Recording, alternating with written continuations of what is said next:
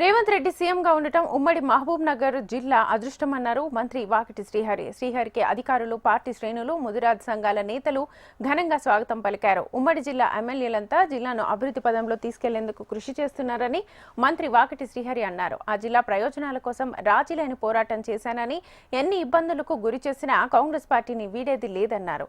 ఈ దేశంలో అట్టడుగు వర్గాలకు రాజ్యాధికారాన్ని చేరువ చేయడమే ధ్యేయంగా రాహుల్ గాంధీ అడుగులు వేస్తున్నారని, నా గొంతులో ప్రాణం ఉన్నంత వరకు ఉమ్మడి జిల్లా ప్రజల ప్రయోజనాల కోసమే పాటుపడతానని మంత్రి వాకిటి శ్రీహరి పేర్కొన్నారు.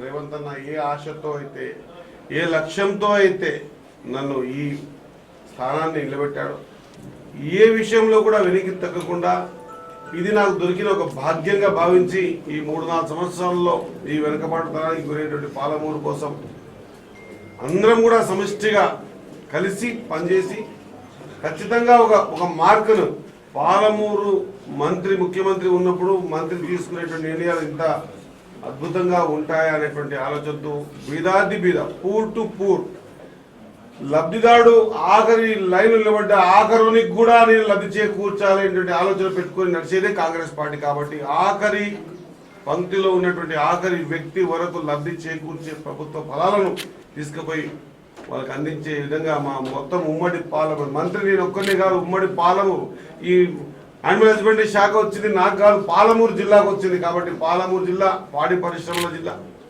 వెనుకబాటుతనముల జిల్లా.